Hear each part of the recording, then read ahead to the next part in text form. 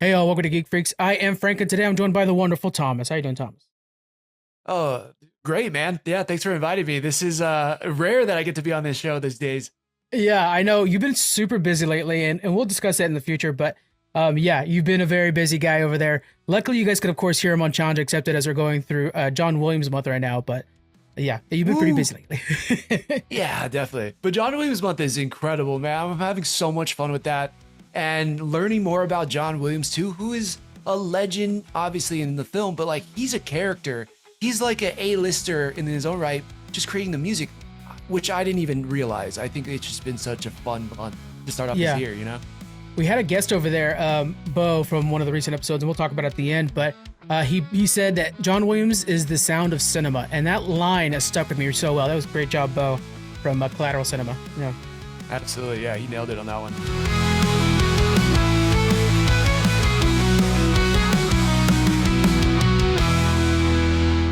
Did. All right, so we're going to start this episode off with one of our verses. And so I'm asking you, who would win in a fight, Drax versus Chewbacca? Yeah. Do you have an answer for this? I'm curious. I Like, don't. think To I me, already they're pretty know. close. I think Drax has got some, like Drax, I think is probably heavy hitter, close to hand to hand. But we have that little like shooter that Chewbacca has.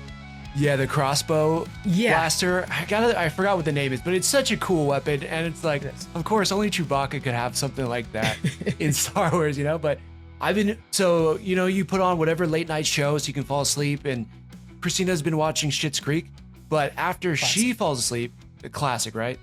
I've been putting on Guardians of the Galaxy, so Nice. I'm kind of back. And God, Drax is like, even from the jump, is such an iconic, crazy, amazing character during the Marvel universe. Obviously, I love Chewbacca, and you can never like root against Star Wars things for me. But I gotta get in a fight. I gotta give it to Drax because he's ripping apart droids. He's like jumping on people, like just blasting people across the room. I just think he's overall stronger, and I think he could probably take a few shots at the crossbow if Chewie doesn't land, or even I'm wondering or if even he lands could. them. Yeah. Yeah, what do you Because think? Drax, I think Drax in the comic books it's easy, but the MCU Drax is weaker than the one in the comic books, and so it's a little bit tougher there. I would say the crossbow is helpful, but if Drax can get close, he finishes him off. So I got to give it to Drax as well. We're playing a lot of Marvel Rivals, and we know that melee bastards like Iron Fist can get up to even Iron Man. So you Yeah, can't stop yeah. a melee person. I seriously, all these people now like teching Spider-Man or playing Black Panther, they're like untouchable now. Panthers. So yeah, I don't know. Yeah, unfortunately, maybe I gotta give it to Drax. But like, if Chewie had some extra help, I'm trying to think who he could have on his team that's not OP. Like Chewie and Han, I think Drax is going down. Yeah. But then if you're gonna do that, you're like, well, is Gamora gonna be there? Right, Or right, yeah, Mantis? It gets to be That's pretty cool. true. Yeah, that's actually the next question, right? Would it be the Guardians of the Galaxy versus, the core Star Wars team? And I would say Guardians then at that case because then they start to get a little overpowered. Yeah, That that's point. true. That's true. Yeah. It's cool. But it would be funny because Star Lord would be like, oh my God, Han Solo. Like he'd probably fan Yeah. out before the fight, He'd probably be stoked. Oh god, that's another one that's getting a little too strong in Rivals. Guys, stop playing people that I don't like. Everybody go play something easy. Right.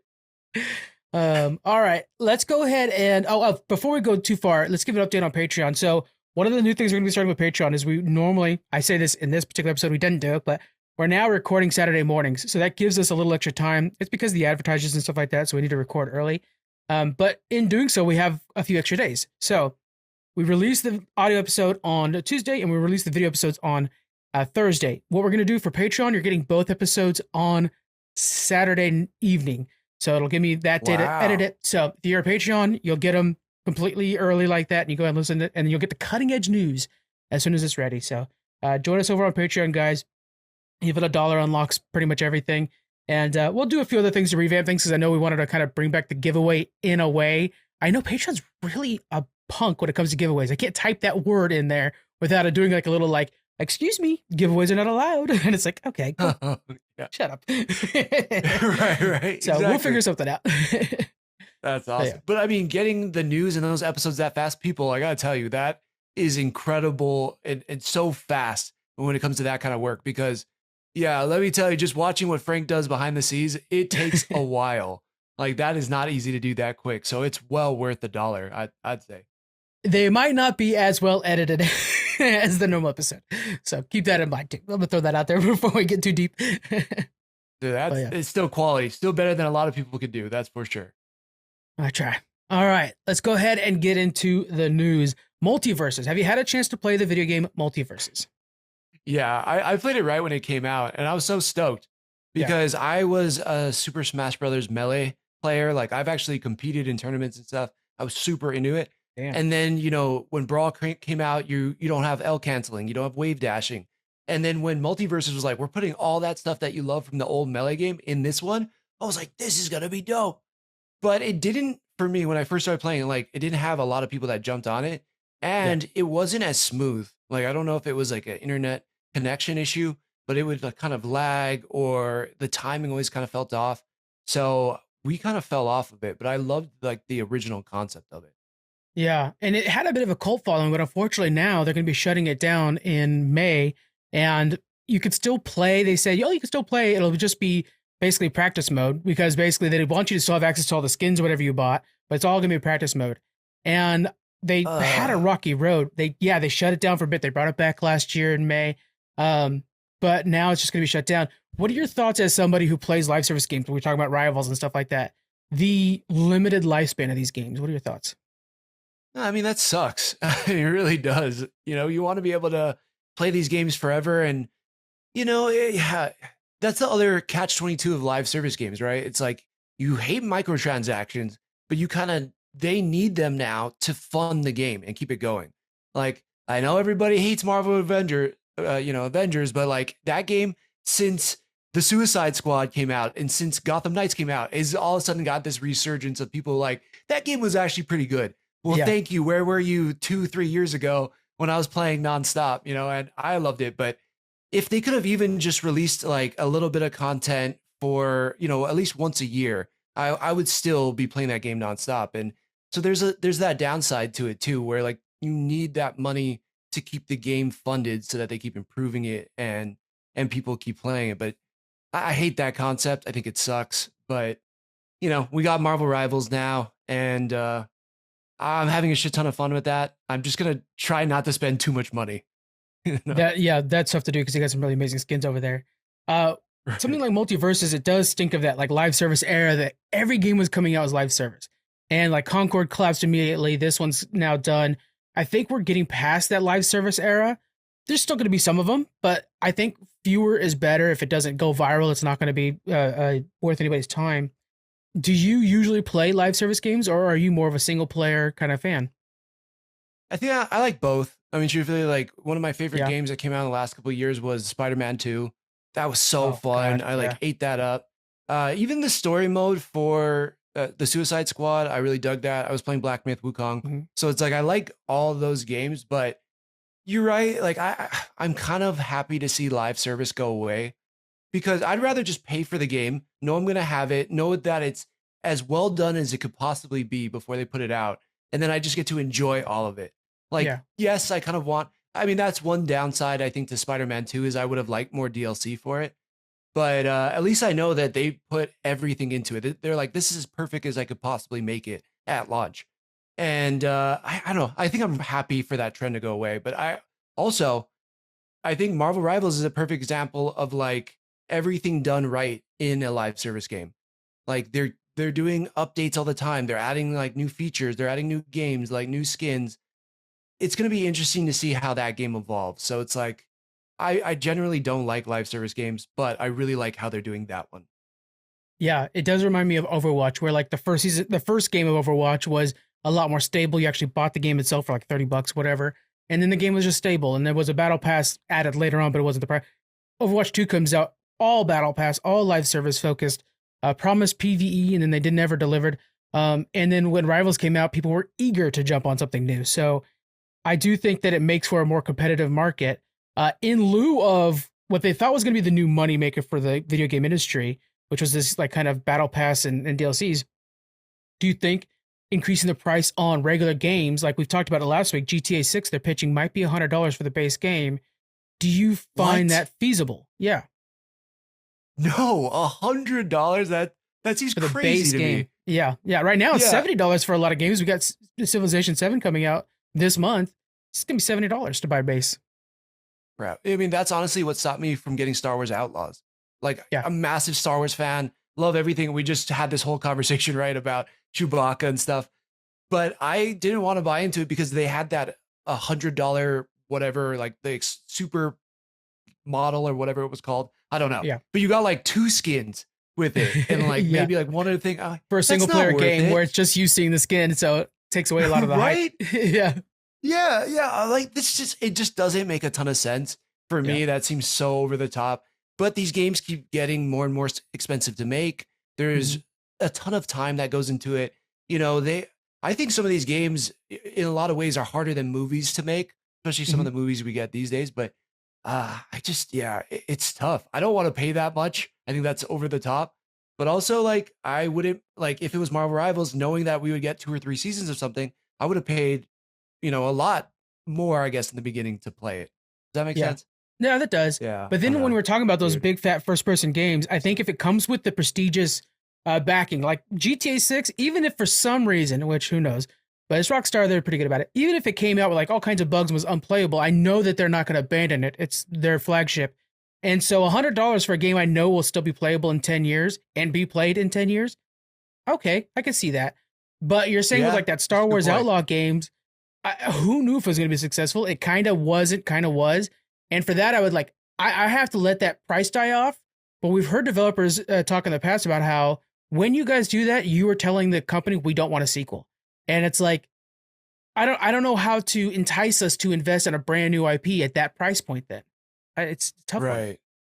It is a tough one. I think your example of Grand Theft Auto and Rockstar is perfect, because that game has stood the test of time, or at least GTA 5 has. Like, I still get videos on my feed about GTA 5 and like them changing the gravity or the momentum or like crazy mods. It's like there's so much you could do with that game.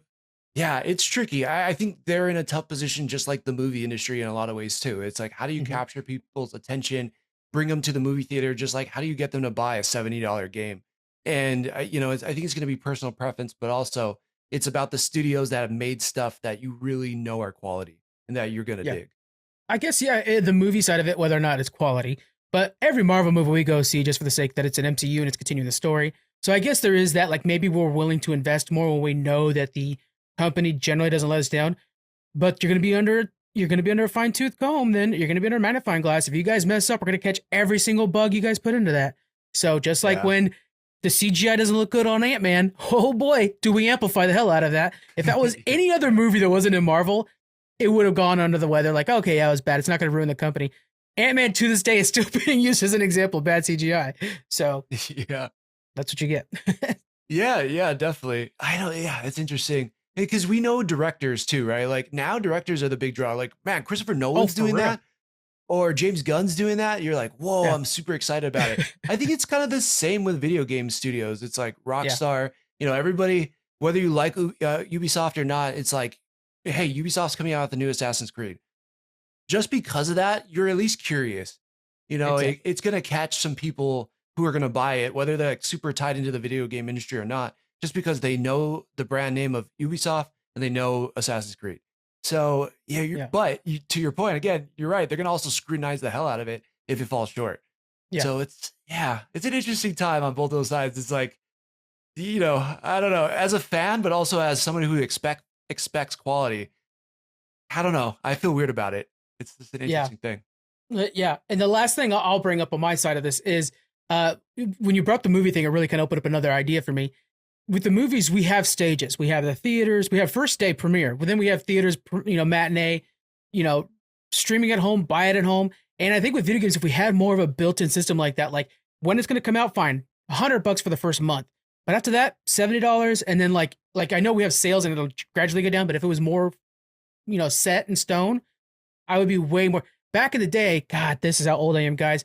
On the Xbox 360 and stuff like that, there used to be the greatest hits, like a PS2, they used to have the greatest hits with the bread, $20 every time, but you knew it was something that stood the test of time and they were able to get an extra set of $20 out of that.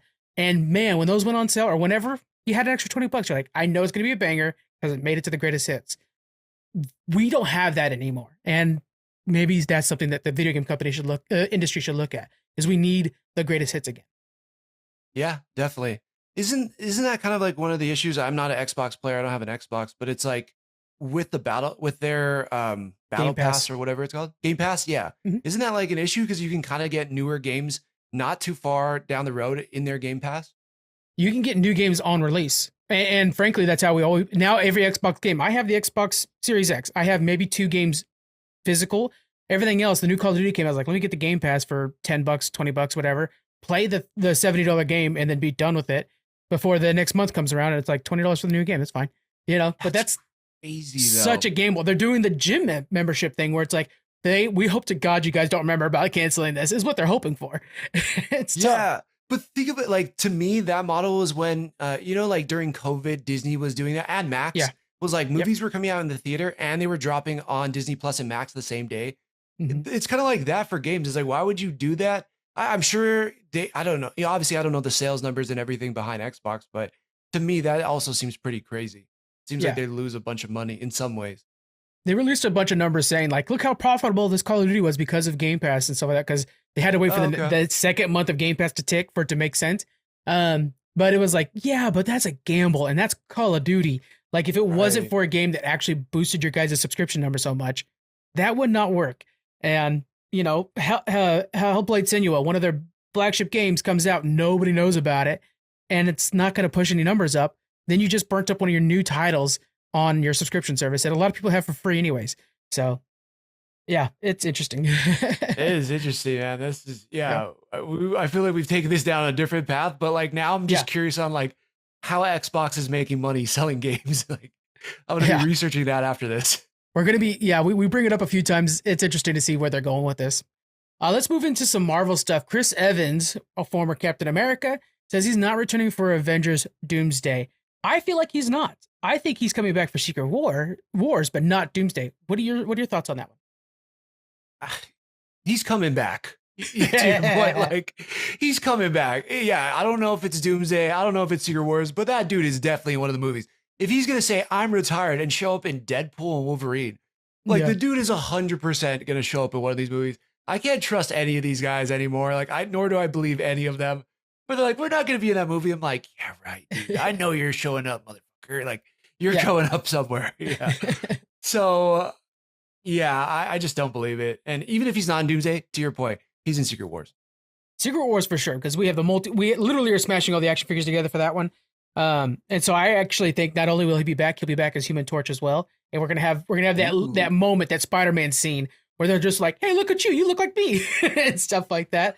It's just gonna have to happen. I mean, that's gonna be so. But Doomsday, I can see him coming back as old man Steve Rogers and giving advice. They did that in the comic books for a while. He kind of replaced Nick Fury for a bit there. I think that could happen.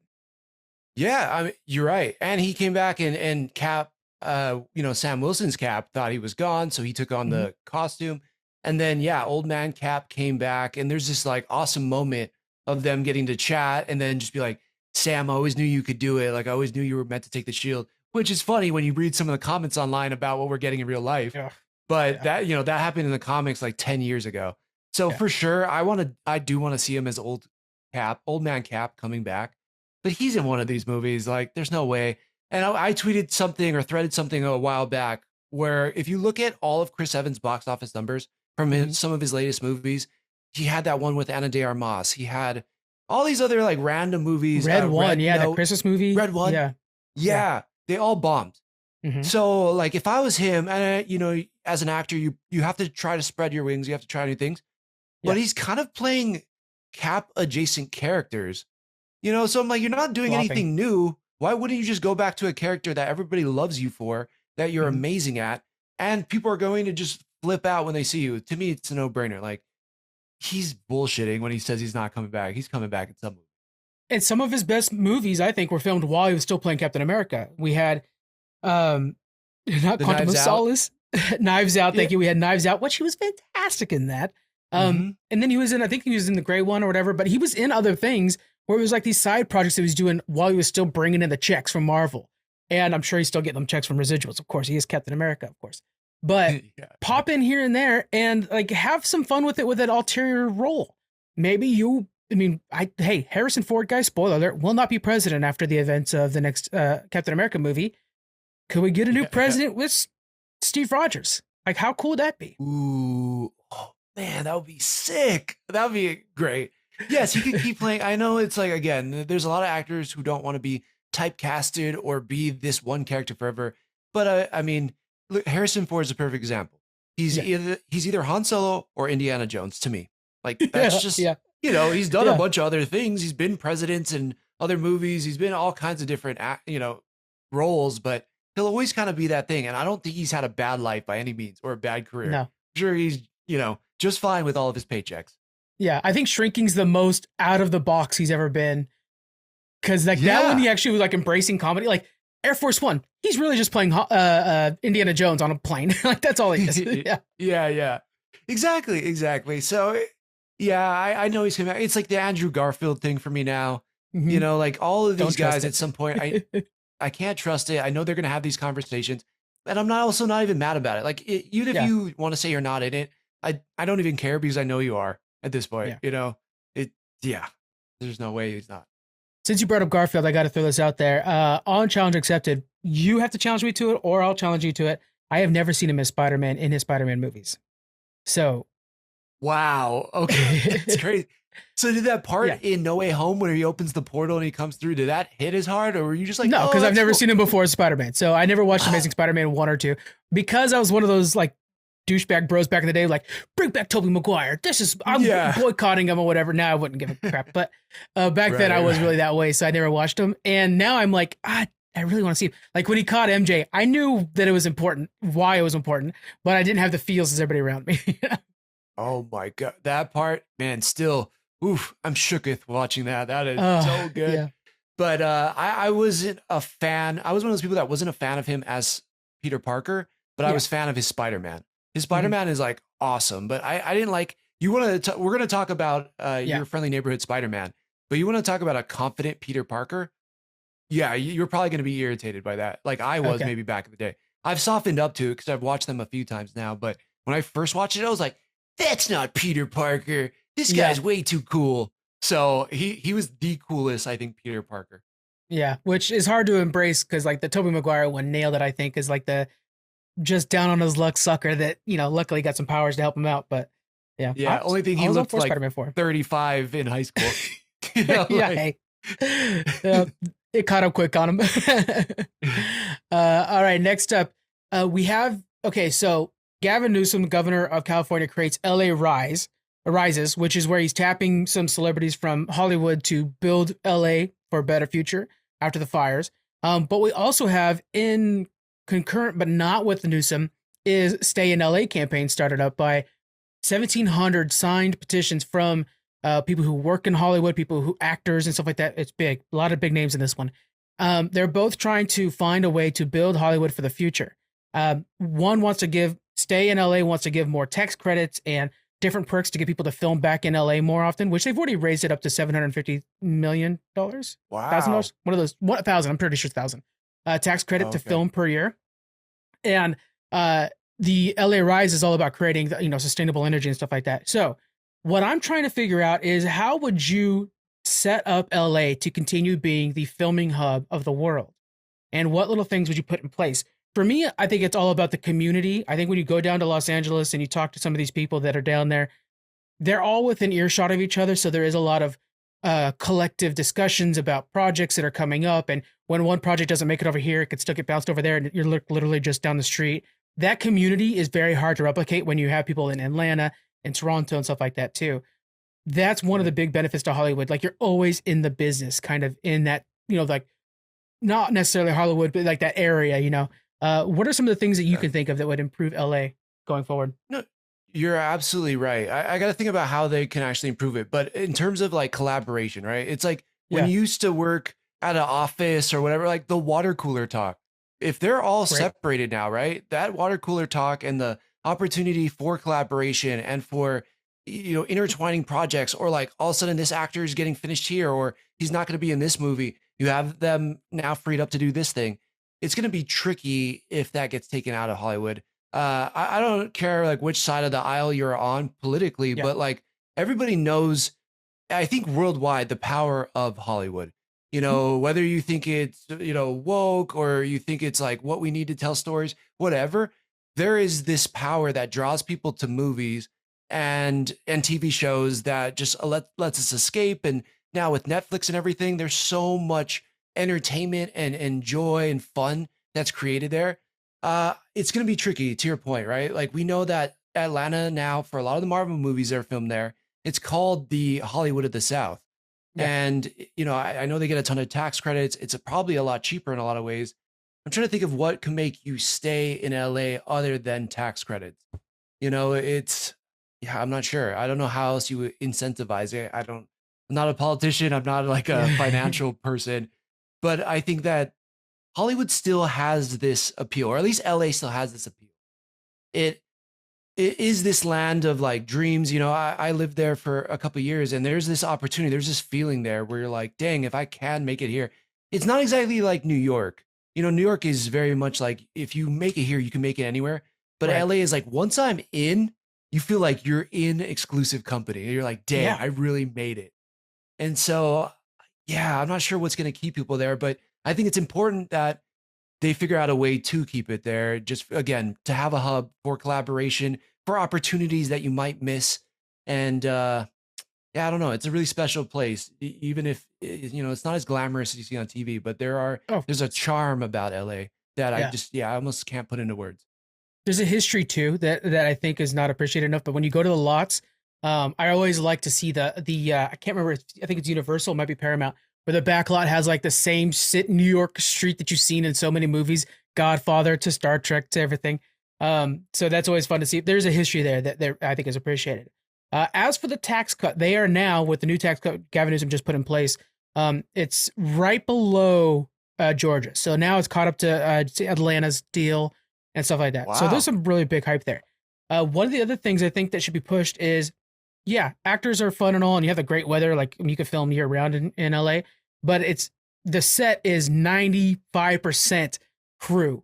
So I think having a better educational program for the trades within the Hollywood industry is vital. If they were to set up more programs that teaches boom operators, guys, boom operators get paid big bucks. When you go to school for podcasting, essentially for audio design, they always tell you, look, if you don't want to have to press all the buttons, you can go get paid way the hell more if you want to just hold a stick in the air. It's the first thing my professor told us. And so it's like, okay, good to know. It's fat money, guys. So, but yeah, all those operators and stuff like that have very good unions. I think if we were to have a better trades program to really push for those, I think would help, because yes, they are paid better wages than they might be paid elsewhere, but you have skill and experience, and that cannot be replaced. And I think like the fact that Atlanta right now is dealing with Kansas City becoming the next Atlanta is a problem, because that means like, oh, you could just be replaced by somebody else that could hold that stick in the air. But over in Right. LA, they know how to do it. They've been taught by the best, and they actually capture the sound better. Like there's all kinds of experience that comes with that. I think that becomes invaluable. Man, that's such a good idea and a good concept. You're right. Because if you want to be the best and be trained in the best, like, why don't you teach the next generation that you're Yeah. going to need to also be the best? I think that's such a smart way to look at it. Not only that, we just saw a video about how Netflix and a bunch of other companies, I think, production companies, are building out studios in New Jersey too. Yeah. So, it's going to be interesting, especially like, I wonder if this fire has dispersed even more people from Hollywood. Like, I know it's made people move out of LA.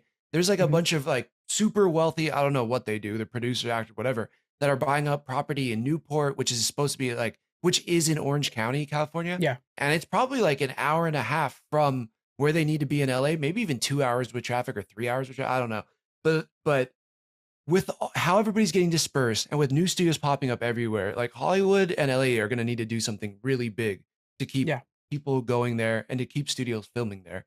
So yeah, it's an interesting time. And I think the fire, like COVID was a crazy thing. Then the strikes Mhm. were a crazy thing. Now these fires, it more and more, I feel like people are going to have reasons to leave LA. So to your point of creating this program, they at least have to do something to keep people there. Yeah. And also with that, keeping people in LA, it's important to remember that LA is very interesting. It's not like something you'd see in one shot. I don't think you could, like, not unless you're from space. It's so Right. big and spread out. And I Hmm. think it's spreading even farther. You were talking about like, oh, don't worry about the woke stuff. Orange County, do not worry about the woke stuff. Like, there's a little bit of everybody down there. It's not all what you guys would see on True. TV, maybe. And Orange County is definitely not that way. But like, I know West Hollywood, which is very, liberal, Progressive. Yeah. very progressive. They're getting a lot of studios over there, and their studios tend to be the smaller indie dropouts there. A lot of the YouTube oriented studios are there. So I think also kind of spreading out and kind of sectoring off LA into these littler hubs that might be a little more tailored to what you want. Orange County, be the big buck guys. That's fine. They have Yeah. the different tax system for them. I think there's something there too. I think that just adjusting to the new market will make LA attractive again to people. It's still, I mean, to say it's not attractive now is crazy. It's still very vibrant, Right. but we're It looking at is. like after these three big emergencies that happened, how do you make it more future proof and things like that? Things like better public transit and stuff like that could all better you for the future. Yeah, definitely, definitely, and I love your idea of just having training programs. It's again, it Yeah. seems so exclusive. All these things. It's like I've driven past when Marvel Studios was still kind of in the Hollywood area, and I used to live near was it Universal or Paramount, like which whatever one's in Culver City. So it's like I used to drive past that stuff all the time, but I couldn't even have fathomed getting a job there. I'm like, there's no Yeah. way they would hire me, And I'm not saying open the floodgates, but there has to be a way of attracting talent and keeping them there and also like attracting new talent as well. There's so much competition. It's going to be interesting to see how it changes movies and shows going forward. Yeah. We're going to be linking to a couple of things in the description, guys. So first off, we have the American Red Cross. We're going to link again, and America World Central Kitchen. I think I said that wrong. In the description, if you guys want to support LA during these wildfire recoveries. But we're also going to be putting in a link to Stay in LA, so you guys can read more about their efforts in creating a a better future for LA. I think it's a very interesting petition going around. Some heavy hitters on that list, guys. So check that out. I think that's going to be pretty interesting. Next up, we're going to be touching quickly on a few things. Let's talk about Neil Gaiman. I always mess that up. His future. So first off, Anasi, oh god damn it, Anasi Boys series has been canceled by Dark Horse Comics. Dark Horse is one of the legends, and then the Sandman series on Netflix just got shorted, and now is only getting one more season.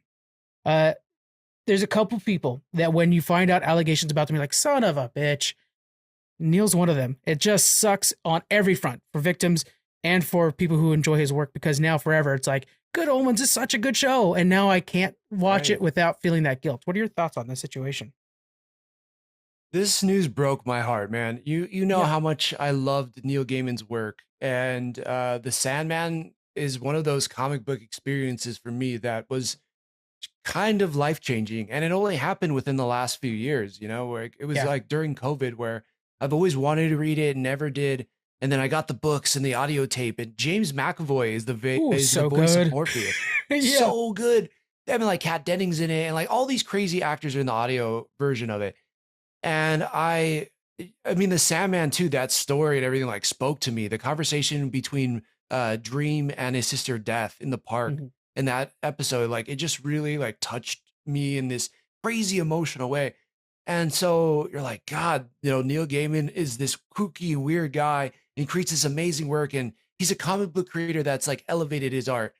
Yeah. And then you get this news, and you hear how predatory he was and how evil he kind of was to people, and you're just like, no, it was heartbreaking. And I've deep dove into comic book Reddit page, and all these people have like, this was my favorite book ever, and I don't feel like I can Yeah. ever read it again.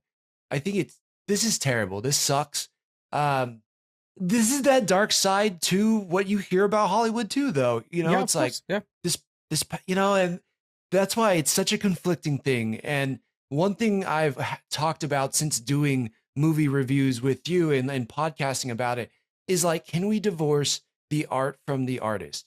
Right? It's everything. Like Harvey Weinstein has produced some great movies too, Mhm. and I like those movies, but he's a despicable piece of shit.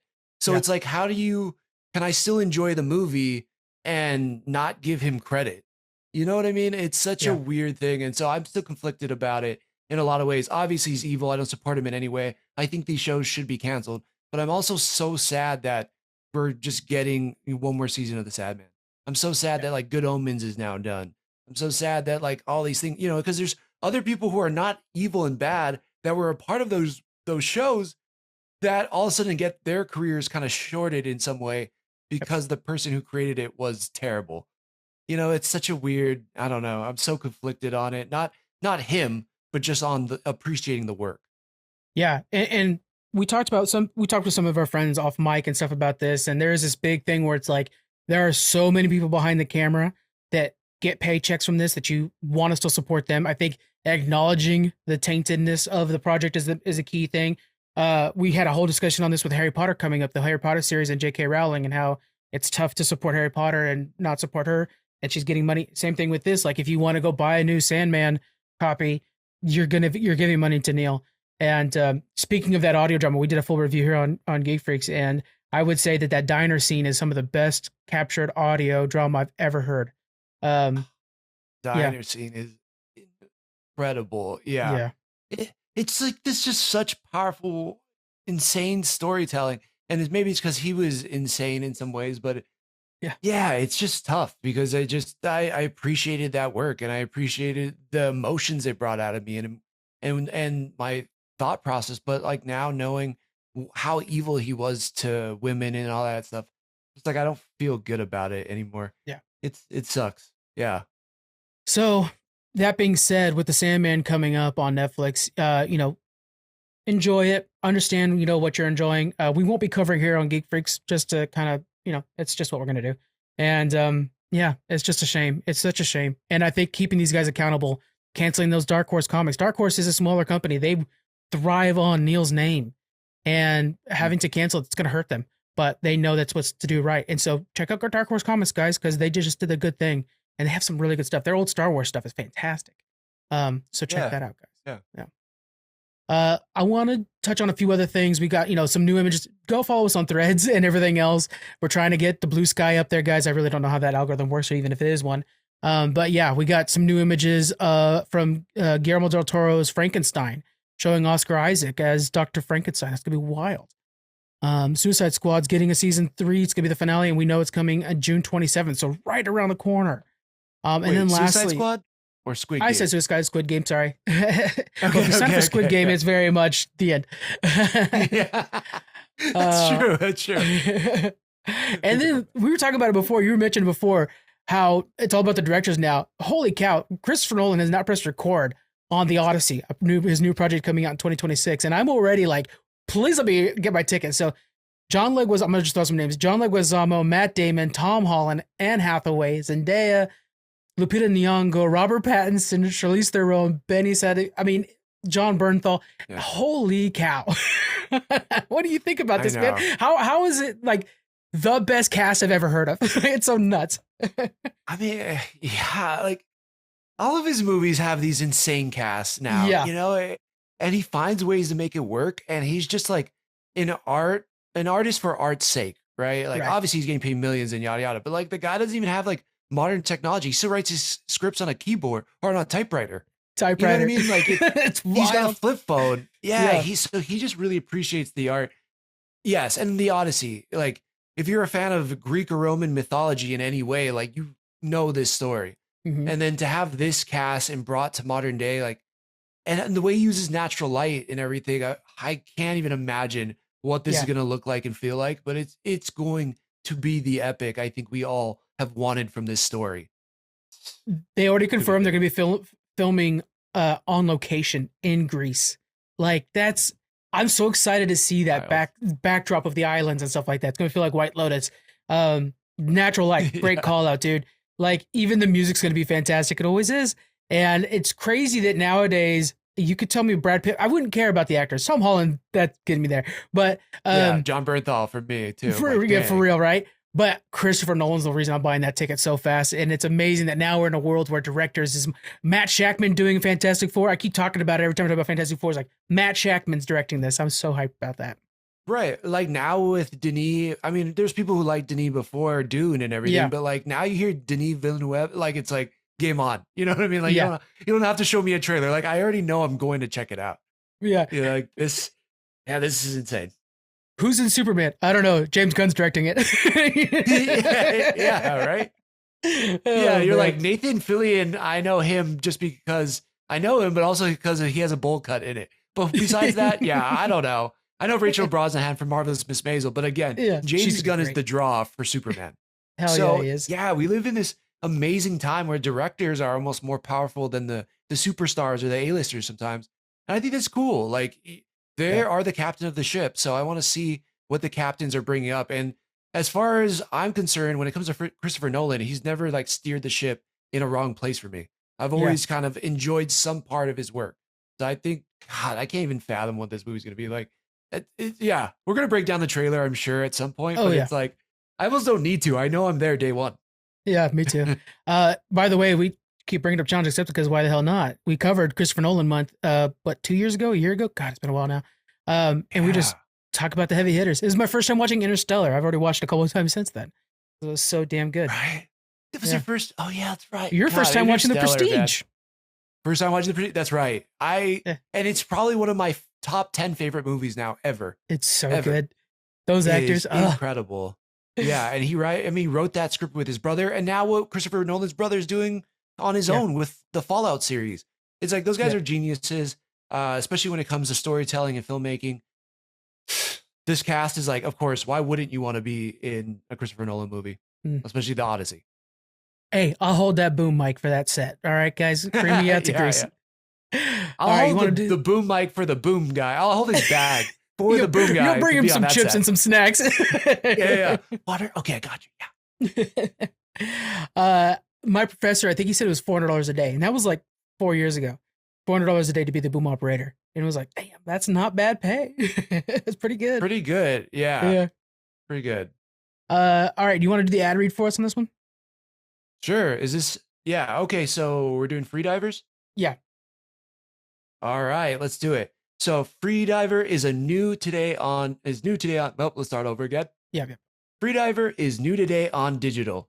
In the heart-pounding documentary, world champion freediver Alexei Molokov embarks on a daring quest to break 5 world records in a single year.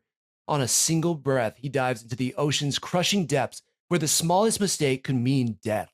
Witness the ultimate battle of endurance in one of the world's most dangerous sports. You can buy or rent Freediver now, rated PG from Paramount Pictures. All right. We're going to be digging into your friendly neighborhood Spider-Man. And we talked about this already on the other show, but what was your initial reactions to this show, to the premiere? I, I liked it.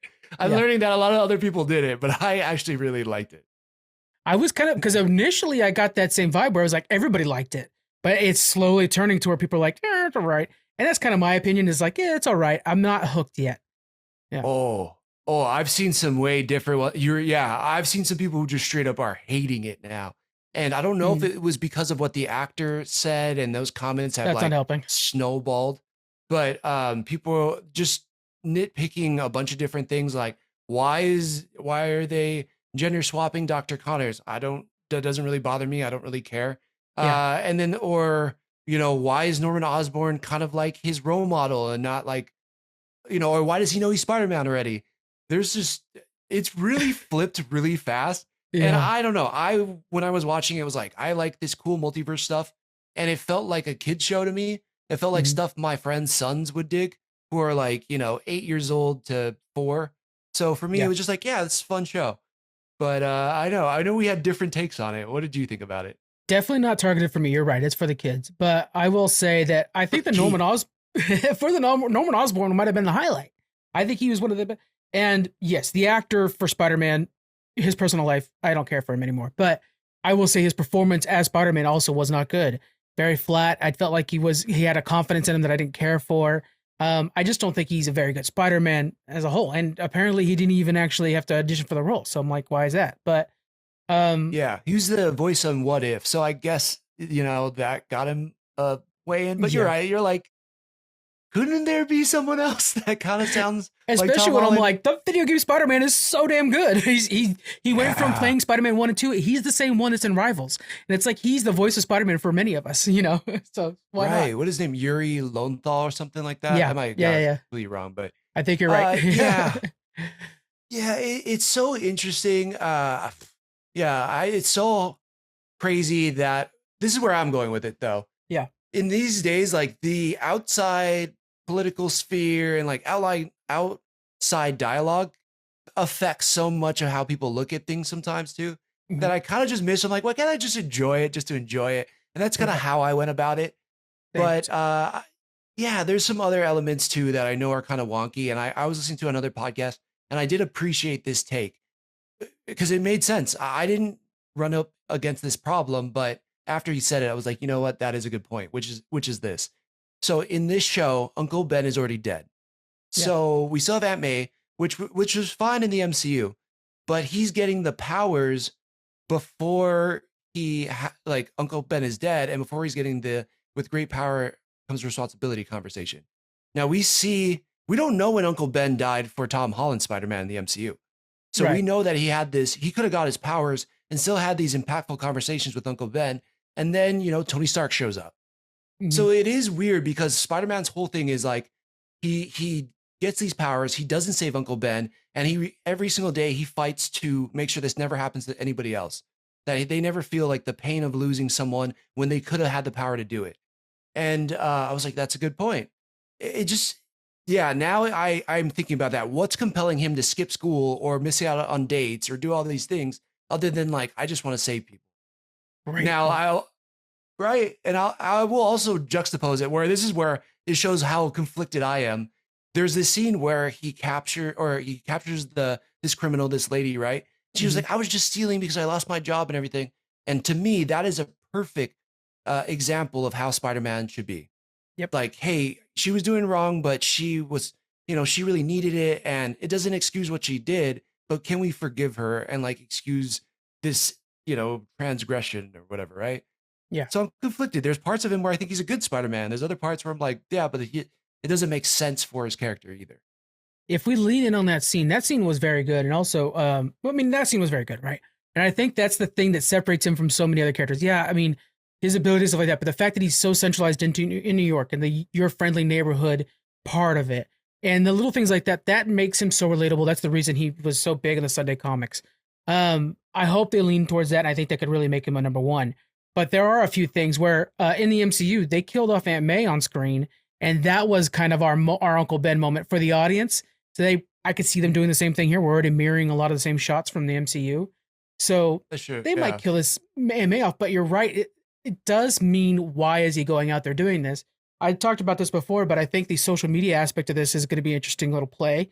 Will there become a thing where he wants to become popular on social media, not for the sake of Spider-Man, but for the sake of Peter Parker and being like his new career option or something like that? He was a photographer for a while there. We're kind of, when it comes to Spider-Man, he could either be like full scientist or that photographer and eventually scientist. And it looks like we're going right to scientist. That's cool. I'm cool with that. That's happened a lot of times in the past and it's worked well. Video game version for sure. Um, Yeah. it's a little, I don't know. I'm just kind of lukewarm on this thing. And it's a little tough for me to find something I'm super excited for. Norman Osborn, I think I'm the most excited for, and how things with Harry will go. Yeah, for now. Yeah. I think you bring up a good point because you're right. It's like, I'm not like a massive Spider-Man fan anyway, but he in some ways is the less appealing part. For me, it's the Yeah. cast around him. It's Nico Minora. It's There it is, Amadeus Nico. I was Cho trying to remember being that name there. so hard, dude. Yeah, Nico, you're right. Nico Yeah. is awesome. Like such a cool character. I mean, back before I was fully like, out in public reading comics and everything, I was reading the Runaways. I love the Runaways, and she was a part of that team. And her power set's so cool. And having her as like the partner in this is kind of a sick, different change. I like the animation too. I know not everybody likes it. It didn't really bother me because to me it felt really Steve Ditko, and I like how they kind of slice up the screen into these panels. It Yeah. feels very comic booky. It's very bright, and I don't know. So yeah, I don't know. Spider-Man is such a hard one because people have such strong stances on him as a character. Yeah. By the way, since our last conversation, I've come across Teen Titans. I think it has some Teen Titans vibe with the that how you're saying with the Steve Ditko paneling. I think some Teen Yeah. Titans in there too, where they like this is a comic book character, and they're bringing that, and I do really appreciate that. I found that the frame rate and some of the heavy-handed outlining was a bit much for me. It was a little distracting. I think once you get used to it, it'll be fine. It's just a different animation style. I remember What If when it first came out too. The animation was a little bit jarring. It took some time to get used to. So that'll come with Yeah. time, I think. Yeah, definitely. And then we're still so early on in this show. It's funny how people are making some hard judgments out there. I'm like, bro, this is 2 Oh episodes. yeah. Like, we got to see where this goes, you know? Yeah, I'm still watching it. There's no way I'm not going to watch it. It's just that the other thing too is I was so damn hyped about this. A new Spider-Man series, for the lore Oh, build, yeah. getting ready for Daredevil. So I'm like, just bring on the Marvel. And so that could have affected it too. Like the hype was Got it. dropped off. See that? If you have low expectations like me, never disappointed. You Yeah. never did. I was just like, You yeah, did it's like gonna Flash. be cool. I did. I still think Flash is a great show. Have you watched it? No, I ain't got time for that. Go on, dude. It's a good movie. It's actually a good movie. The CGI As soon is the as CGI, James Gunn but- got the job, I was like, I'm never watching a DCEU thing again. I'm done with it. Thank God. I think honestly, I think there's merits to both of them. Like, Yeah. the main actors are some of the biggest issues here. But Wow. Yeah. right. Great point. If you just look at what we're getting, though, I'm stoked about it. And I'm stoked to see, we're getting more Charlie Cox. We're getting more Vincent D'Onofrio. We're going That's to true. probably get some more characters that we never got in the MCU yet, which, again, I don't know if this is the best place to do it. Like Storm, spoiler for What If Season 3, but like if you saw Storm with Mjolnir, it was sick, but also like why and how? Like there should have been an episode before that explaining her as a character. So, yeah, I don't know. I'm just enjoying it. And again, I think about my son's kids when I watch the show, and it's like I think they really did need a new Spider-Man cartoon that you can just watch every week. Like we had Spider-Man the animated series, we had Batman the animated series, we had X-Men before it was 97, just the animated series, right? Like we grew up in this golden time of animation where Saturday mornings, like you had your favorite cereal, you're planted on the TV, and you were going to play with your friends, so you caught up on all your shows.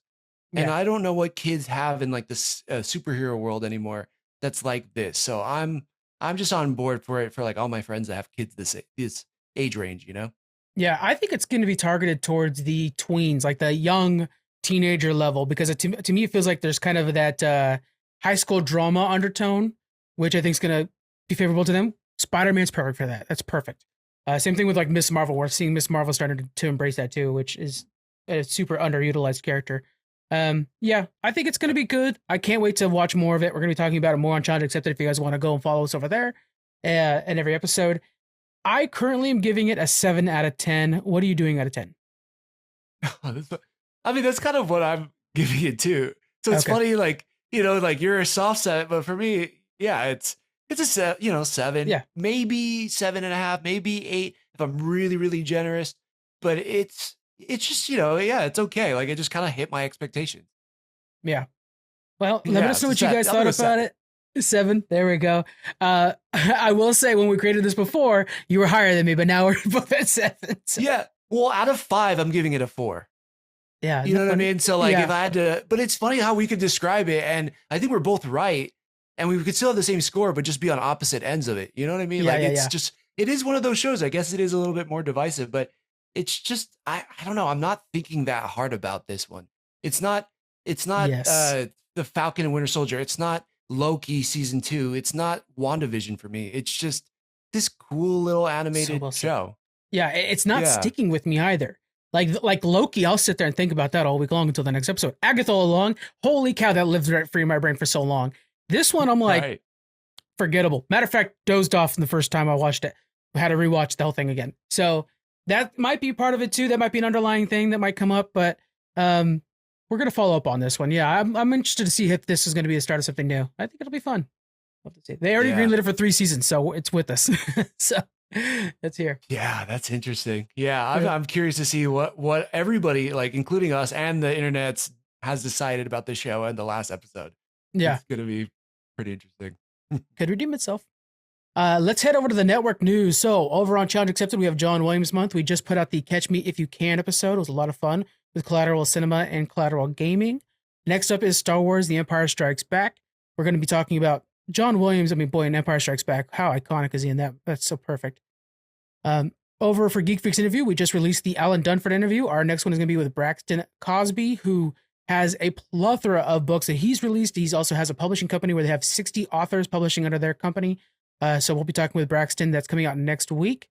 Lore Master, there's going to be a new Lore Master this week. I am super behind on that one, and I apologize, but there will be a new one this week, I promise. And Fandom Portals just put out their Phantom of the Opera episode. Wonderful discussion about Phantom of the Opera. It was really cool to hear about the behind the scenes, the development of that show. They actually had to film some stuff in a live performance to get the actual audience reaction. It was really cool. And then I just spoke with Tyler, and they are working on new Who's Got Next Game podcast. Papa Tyler, who just had a baby, he's finally getting back in front of the mic. So expect those in the coming months. That'll be exciting. All right. What's your recommendations for the week, man? Yeah, so let's see. Spider-Man, your friendly neighbor. No, I'm just kidding. What have I been watching that really kind of struck me? Oh, this is an interesting one. This shows how maybe artsy I can get sometimes with like movies and stuff. Yeah. Let me start with this. It is A Different Man. The main actor is Sebastian Stan. It is a movie that is. Since I've watched it, I have not stopped thinking about it. I don't know where this belongs on like which podcast I do, because it's not funny. There's a lot of like crazy-ish mental healthy things in it.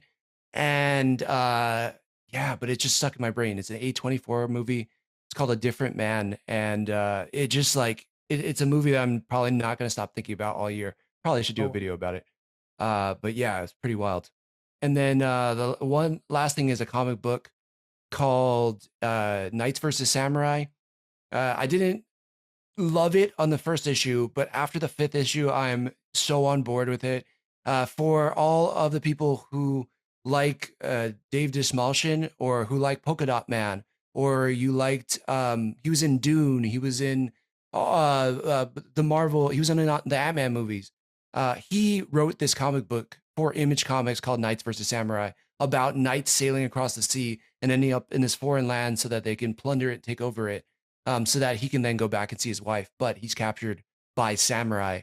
But it goes into mythical things too. There's dragons, there's forest witches, there's transforming demons and stuff. And it's been a pretty sick series. By the 5th issue, I was like, wow, this is an insane story. So yeah, don't you love it when like actors are good at writing stuff? Isn't that freaking cool? Yeah, definitely. You can tell like this is Dave Dismalchin has got his like stink all over this book. That's cool. It's good. That's like, who knew Adam Sandler would write such a comic book? But Holy Rollers, guys, by Adam Sandberg. Andy Samberg. Yeah. So freaking good, and it's his. Okay, so my recommendations for you guys right now. I'm going to tell you right now, guys, it's been difficult mental health time for the last few weeks for a lot of people. Bob's Burgers is my mental health baseline. So just keep Bob's Burgers going on in the background, guys. I'll just throw that out there. It keeps you strong. And then don't watch A Different Man. That will mess you up more, I think. If you watch that, get ready to watch some Bob's Burgers and Tina dealing with boys' butts and stuff like that. It's great. And then on the comic book front, I want to suggest Radiant Black. I'm rereading them right now for a future interview. That'll be a little wink to the future, guys. But Radiant Black is super good from Image Comics as well. Part of the Massiverse. All the Massiverse is awesome, but Radiant Black, it just hits so hard. So check that out, guys. I think it's the first 4 compendiums already out. The volume's already out. It's a great read. All right, guys. That's a good call. Yeah. All right, guys. Thank you very much for hanging out with us this week, and we'll see you on the next one. Bye.